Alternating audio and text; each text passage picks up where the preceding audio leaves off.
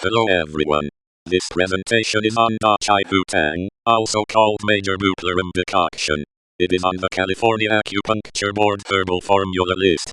I will briefly review the traditional pattern, a hypothetical patient, 3 possible drug-herb interactions, and a practical management plan. The goal is to connect traditional Chinese herbology with modern medication safety in clear student language. Traditionally, Tang belongs to the category harmonize. A representative pattern is Sheiyang and Yangming combination pattern with rib-side fullness, nausea, constipation, and irritability. Important ingredients include Chaihu, Huangqin, Banzia, Baishao, Jiaxi, Da Huang, Shengjiang, Da Zhao. In practice, the formula should be chosen by matching the full pattern, not simply by matching a biomedical diagnosis. I would also screen for red flags, confirm that urgent medical care is not being delayed, and review all medications, supplements, and over-the-counter products before recommending treatment. My hypothetical patient is 57-year-old man with upper abdominal fullness, constipation, and bitter taste. The current medicines are metformin, atorvastatin, aspirin 81 mg. This case gives a possible reason to consider Tang, but it also creates interaction questions.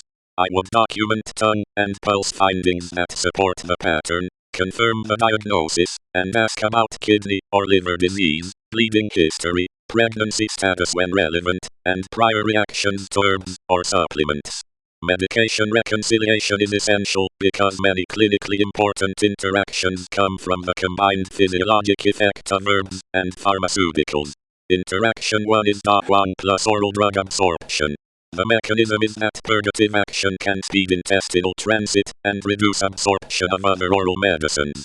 The clinical significance is moderate for medicines that depend on steady absorption. My management plan is separate dosing from essential oral medications and avoid overuse.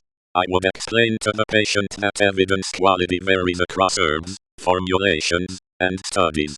For that reason, I prefer conservative dosing, a reputable product, and close attention to symptoms and objective monitoring when appropriate. Interaction 2 is Huang plus dehydration risk. The mechanism is that laxation can worsen fluid loss and change electrolyte balance.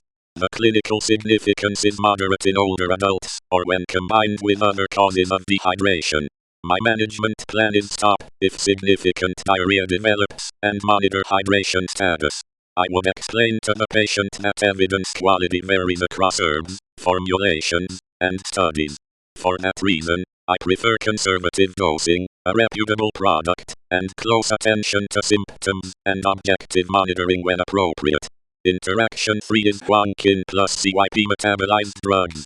The mechanism is that Scutellaria has enzyme and transporter interaction potential in the literature. The clinical significance is uncertain, but more important for narrow therapeutic index drugs. My management plan is review the full medication list, especially with liver metabolized medicines. I would explain to the patient that evidence quality varies across herbs, formulations, and studies. For that reason, I prefer conservative dosing, a reputable product, and close attention to symptoms and objective monitoring when appropriate. In conclusion, Tang may be reasonable when the patient truly matches the pattern Sheiyang and Yangming combination pattern with rib-side fullness, nausea, constipation, and irritability. The safety question is not whether herbs are simply safe or unsafe. Risk depends on the specific ingredients, the product quality, the dose, the treatment duration, the patient's organ function, and the medicines being taken. I would start conservatively, monitor the most relevant objective values, and communicate with the patient's physician and pharmacist.